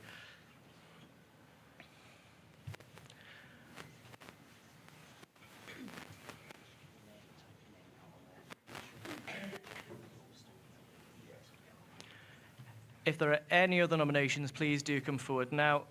We have some business still to attend to, so I'm keen to get everything sorted. Just wait behind the lectern for me, that'd be great. Lovely, thank you.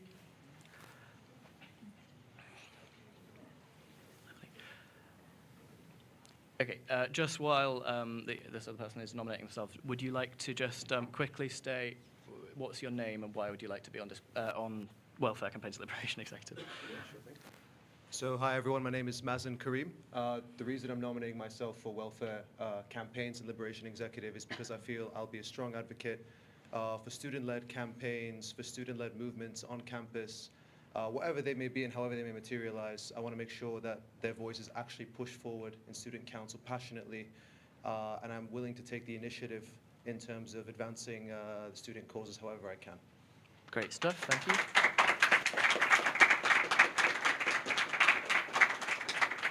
And yeah, just what's your name and why do you want to be on the committee? Hi guys, my name is Khalid. Honestly, to echo his words, I'm here just to support my brother here. As I'm stood here, I can't really see any of the members, so I've decided to, admit myself into this place here. Exactly. Welfare Campaigns and Liberation Executive. I want to ask, how long is this for? It's for the rest of the academic year. Okay, all right. Yeah, I hereby admit myself. Yeah.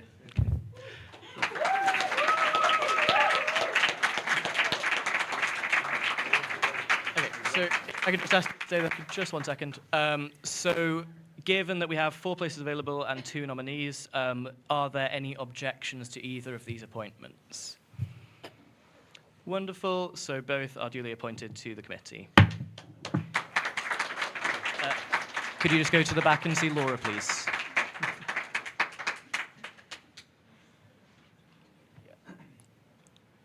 Wonderful. So we have one more committee, which is the steering committee. I suppose, is Chirag around or Lulu? Would anybody like to introduce? Yeah, do you want to introduce steering committee quickly? Is that all right?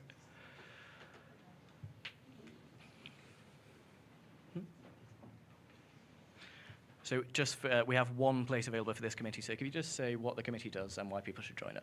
So steering committee basically checks if the motion is submitted in a proper order and if it is relevant. If there is an emergency motion that is time sensitive, we also look over that and to see if that goes to the next council.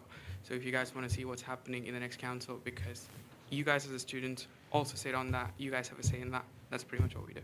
Wonderful, thank you. So does anyone have any sort of, can you just stay for a second, Chirag? Anyone have any questions about the operation of the steering committee? Great. So we have one place. Thank you, Chirag. We have one place available. If anyone would like to nominate themselves, please do come forward and give your name to Connor. And as before, if we have one nomination, it will be automatic. Otherwise, we'll go to a vote. So would anybody be interested in joining the steering committee? No. Okay, lovely. That is fine. Oops, sorry, was there one? Are you allowed to go on for a second? Yeah, sure. Yeah. As long as you've got the time for it.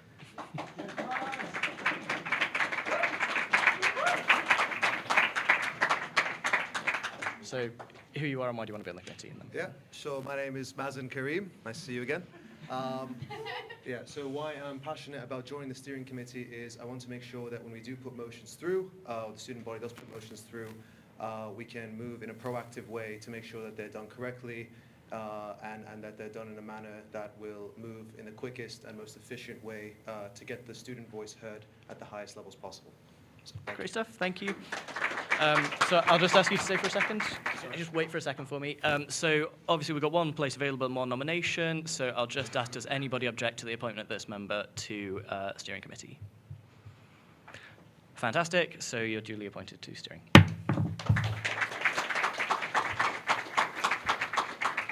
Great. So we've got 2 orders of business on the order paper now left. We have student notices, which is a forum for any students who may be interested in, just making a notice to the wider student body.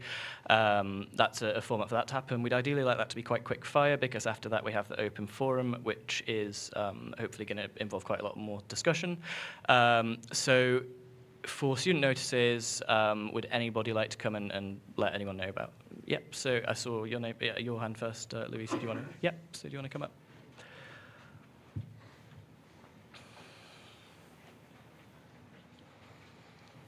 I think my notice is mainly a reflection of yesterday, and if anyone isn't aware, there was a demonstration on campus yesterday to show solidarity with those in Palestine and to express our anger at the university for investing our own money into an arms researcher on the business campus in the Helix building. For anyone that doesn't know about that, I mean, there's an organisation called Leonardo off campus, not organisation, collection of students that are very angry. And the way the university has gone about this and managed to go around its policies is through renting out the space, which has then rented it out to, well, via a third party, bypassing all of its policies.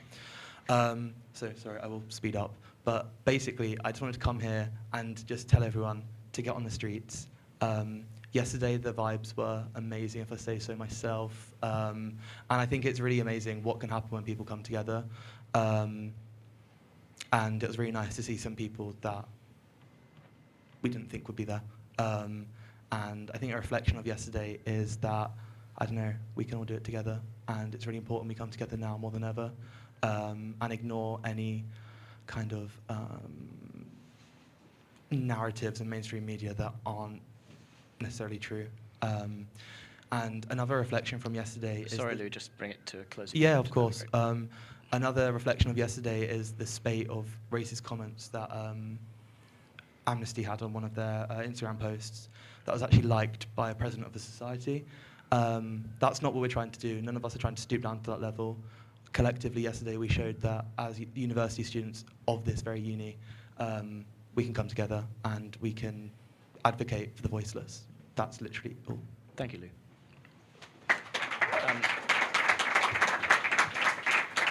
So I saw Yassine. I've just seen Chirag at the back. So Yassine, do you want to go first, and then yeah.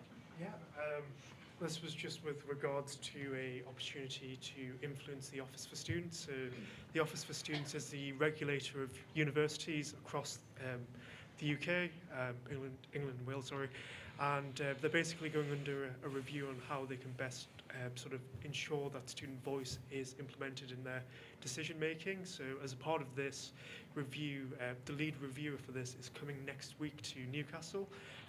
So they've asked for about 8 students who might be interested in meeting with this person to sort of discuss how the Office for Students could improve in terms of listening to students and getting their representation. So if anyone is interested, please do let me know. Thank you. Thank you very much. I've just recalled, before I move on to just another student notice, I've just recalled that I was supposed to give you a point of information later, that the next meeting of Council in March will be a AGM, so it's a slightly bigger meeting, and it will also involve a sort of questions and mandate section for the Liberation Officers and Chairs. So if anybody did have questions for the Liberation Officers and Chairs, including myself, please come to next Council. That will be an option that isn't usually at Council. So Chirag, did you want to come up and say something?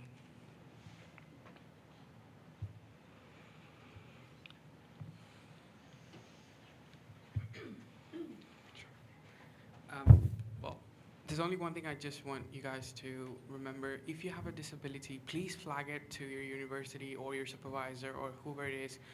Please don't let things run on technicality. If you have one, report it, make sure it's evidence. That's all I want to say. Don't ask me why, but just if you have one, just report it, evidence it, keep it, please. Thank you. Okay, any other student notices before we go on to the debate? Yeah, sure. Hello again, everybody. So honestly, I find it kind of sad that we need to set up committees and groups and everything to make sure that student voices are heard when we're screaming them very loudly on our campus outside. Honestly, I think that the university should be able to hear us from outside the window and not through formal and bureaucratic groups that take ages to put together, limit us to a very small number of people who can actually say something. And going off that, yesterday's demonstration about Palestine and specifically as well the university's affiliation with very close affiliation with Leonardo SPA, which is an Italian defense contractor who is currently developing and manufacturing weapons used to bomb Palestinians in Gaza. I'm sorry, this is a very emotional subject. And it's terrible to see that we have Palestinian students in the university who are paying a tuition fee to university, who then gives it to third-party organizations so that they can get around ethical investment policies, which then give them to weapons manufacturers. And then these weapons manufacturers go to us students and offer us placements to work for them as well. I'm really sorry, I can see this is an emotional point. Could you just bring it to a close, because we need to move on? That'd be great. We need to stand up against this and do everything that we can. Of course, it's going to be an emotional point. It's a very emotional topic, I'm sure you'll agree. It saddens me to see that most of the responses from the student union are unfortunately that, well, it's either our fault for doing something wrong, as with putting a motion forward incorrectly, or that they are powerless to do anything. And that leaves us students who do wish to do something with very few options. Thank you. Thank you very much.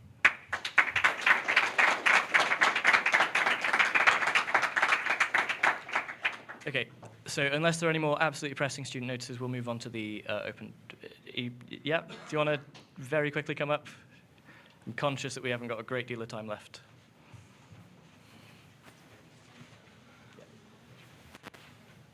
Yeah, just a student notice, because I heard some people perhaps weren't too clued in on it. In case anyone isn't on the room, I think it's important that we do let the student body know that there is a company called Leonardo on campus that manufactures weapons that slaughter children across the globe, and each and every single one of our tuitions goes in part to supporting these merchants of death. I think in terms of anything that the student body should be notified about, that's pretty high on the priority list. So in case anyone didn't know, now you do. Thank you.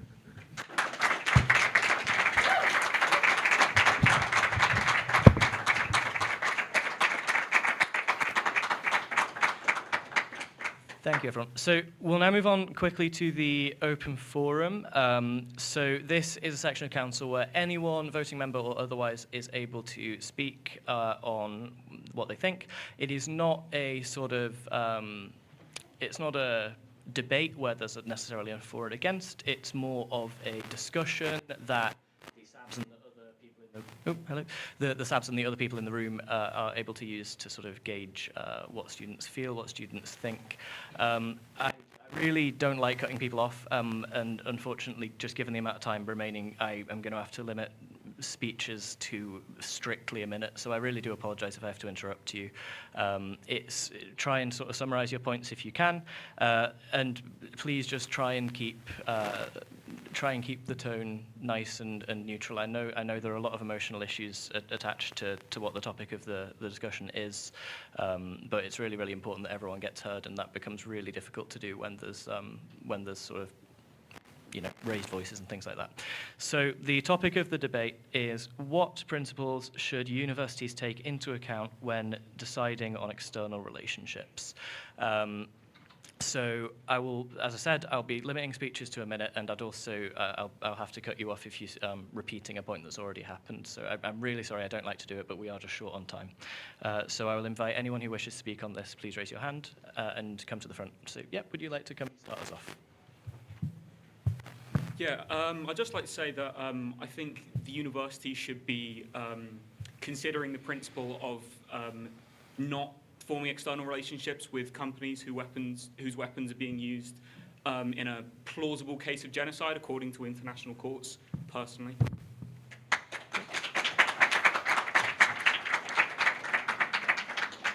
Fantastic, thank you. Would anyone else like to come forward and speak? Yeah, sure.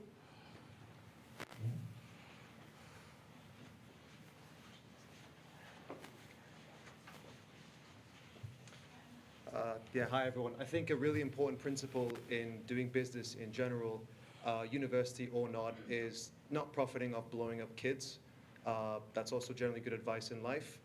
I think the university needs to really look at itself and focus on the commitments that it has made, and is trying to circumnavigate in a brazen way, using legal technicalities and loopholes through a third party to profit off the slaughter of children. So that's a principle. You shouldn't kill kids. and he sure as hell shouldn't profit off it, that we should really examine with the university.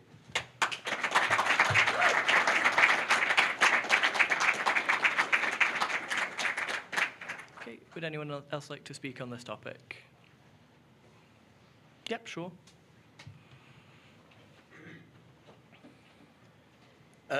Obviously, many people are still unconvinced on the point of what's going on in Gaza being a genocide. So whether you wish to stick to legal definitions, technicalities, and such or not, there is a very strong case of scholasticide happening in Gaza especially, because every single university there has been turned to rubble. As a university is a place of knowledge and spreading knowledge and education and empowering people through that, I find it absolutely appalling that our university is currently helping those who wish to destroy and limit education, knowledge, and the flourishing of such in places around the globe. I believe that this is a very strong example of colonial mindsets, that we are the only ones who deserve, supposedly, according to the uni's actions, the only ones who deserve an education, and other places do not. Thank you.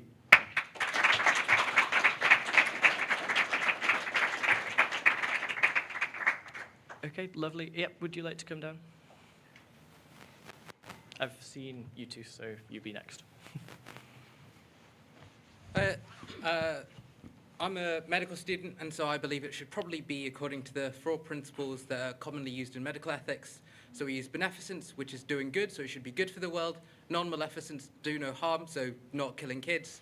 Should be according to justice, it shouldn't be perpetuating an apartheid state, and it should be in accordance with autonomy. You should be able to level it with your own moral center. Thanks.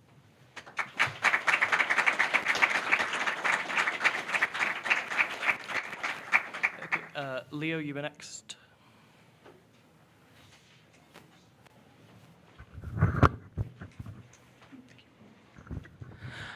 Obviously, I think these principles should be based on sort of ethics and morals, but beyond that, I feel like the university should be held accountable to a degree of transparency and democracy. It's like, it's the money that we've given them, it's loans that we're taking out, and it's just, I hate the fact that we can go up to them and they'll say, we'll do everything for you, and then we turn around and they take our resources and they use it for something that we all hate. Just beyond those principles, I think there should be a sense of transparency and democracy that's just not there right now.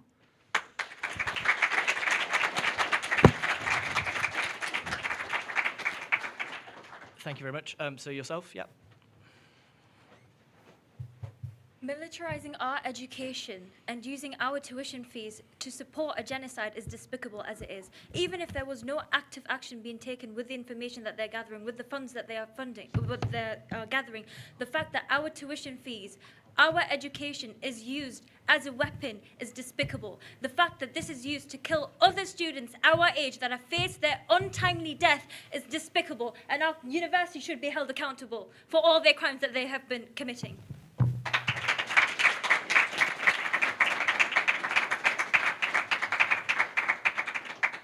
Thank you very much. Great. So would anyone else like to come and speak? As just a reminder, the topic is what principles should university take into account when deciding on external relationships? Yeah, Jonathan? Can I time myself, George? You can, but I'm still going to time just you. want to make sure I got 1 minute. Hi, everyone. My name is Jonathan Lee, Ethnic Diversity Officer. Peace be with you all. I was wondering how to phrase this tonight, but I just want to share for transparency. There was a meeting amongst some of the officers, including myself, with the University Council the other day. And what I would like to share is that one of them did ask me, what are the students saying about Leonardo on campus? And I told them the students are concerned, the students are worried. So to that extent, one of the other also said that they recognize that the university has its own ethic codes. It has its own ethic codes. And whether I can say whether they will take this issue further, I cannot guarantee, but they do know. What I want to say is I'm so happy to see all these faces tonight. But more importantly, I will encourage you all to work with us. You know, don't come here just for today because this issue has been brought up. You know, you guys are students. Oops, sorry, I fell in my own trap. Anyways, please work with us. Don't be here today just because you want to be here. I hope to see you all next time. Keep bringing the student agenda up. Thank you. Thank you, John.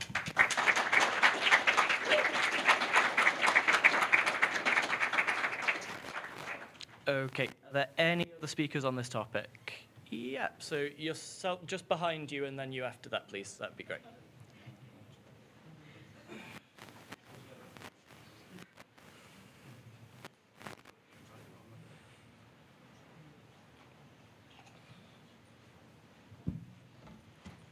I'd like to begin with saying this isn't a controversial issue.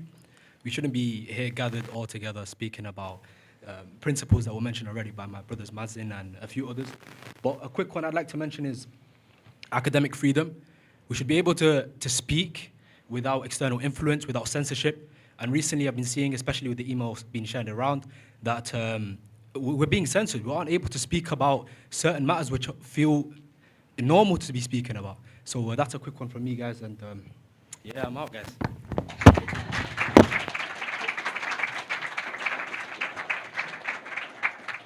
Great. Yourself in the front? Yeah. I don't know that microphone's clipped in. Could you just check it for me? That'd be great. Oh, thank you. Lovely. I'll hold it and speak. Fab. It's not working now. Is it working now? No. Is it working now? No. I think it's working now. It's working.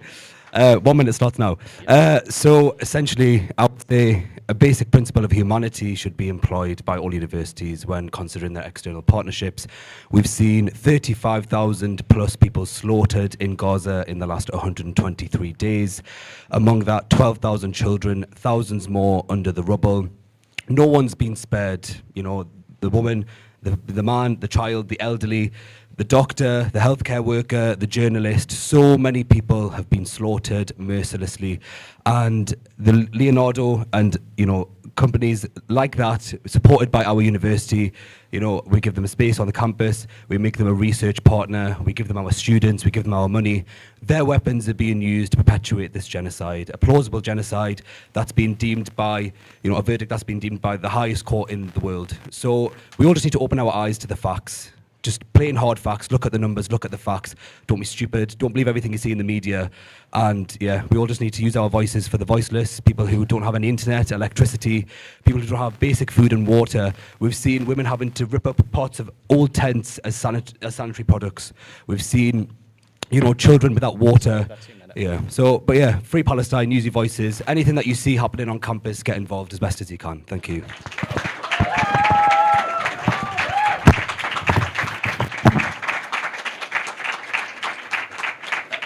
Great.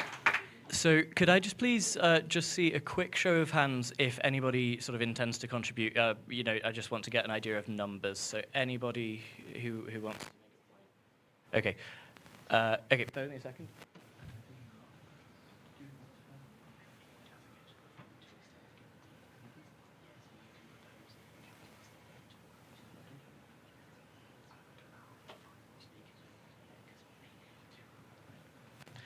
Okay, so just to make everyone aware, the guillotine of council is basically what stops council. It's the deadline time that we have to stop at. The guillotine is currently set at 20 past, which I'm going to treat as 5 more 1-minute speakers, and we're going to have to be quite strict on that because council does have to end according to the constitution in that manner. So can I just see, I think yourself at the back, you've had your hand up for quite a while, so would you like to come up and be one of those speakers for me?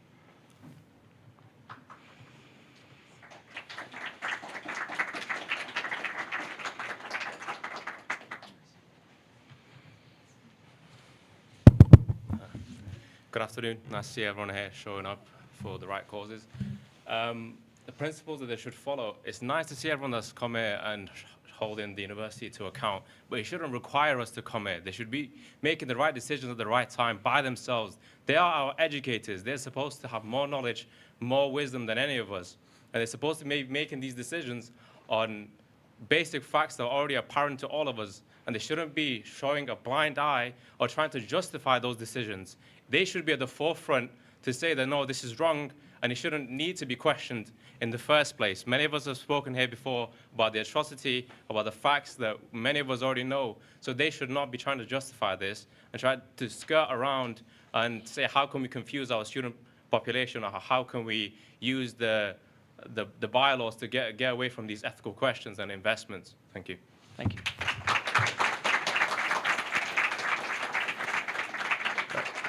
Anybody else who wishes to contribute, can you just put your hand really nice and high? I'm going to try and be as balanced as I can.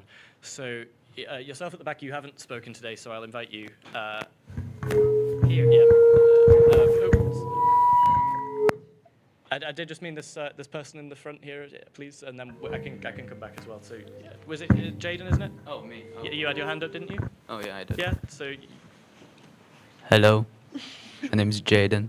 So everyone has mentioned a lot of thoughts already. The last speaker also mentioned a fair point, where the university should be able to make the right decision on their own, which is true. Yes, they should be. However, they are not able to yet, so I have a proposal.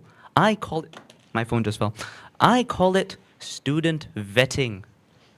Anytime the university wants to make a decision that regards students in such internships and all, they should come to us and talk to us about it.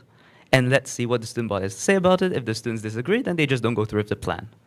That is all. Thank you very much for listening to this.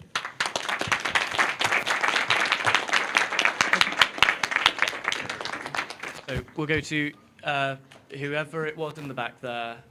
Yourself on this side. Sorry, I don't know quite who it was. So someone over here.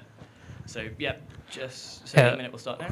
Okay, thank you. So what I'm going to say here is pretty echoing the others who have spoken, but let me tell a story. So one of Palestinian students here were speaking to us about her condition, about their condition, and people were asking what kind of support offered by the university to alleviate the hardship, the trauma, things that got escalated after the 7th October. And they said, you know, like, yeah, the university, the school has been reaching me out about what kind of support that they could provide, but nothing would work for me because the only well-being support that works, that could relieve me from this pain, is this ceasefire. So the university, if really they are really committing to the well-being of the students, probably they shouldn't invest in some military companies. And also just to frame these issues differently. Sorry, that is your minute, unfortunately. Sorry? So that's your minute, unfortunately. So we're going to have to move on. Thank you very much.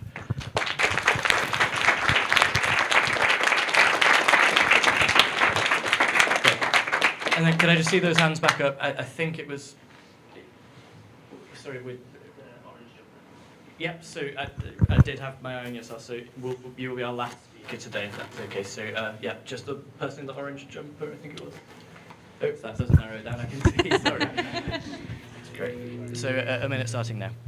Yeah, the university needs to safeguard the future of our students and people all over the world. So NUSU has disallowed fossil fuel companies at their careers events, but they're still very active in other parts of the campus. University needs to stop making relationships with the people who are going to be the next generation of climate criminals and, you know, people involved in genocide, basically, is all I wanted to say.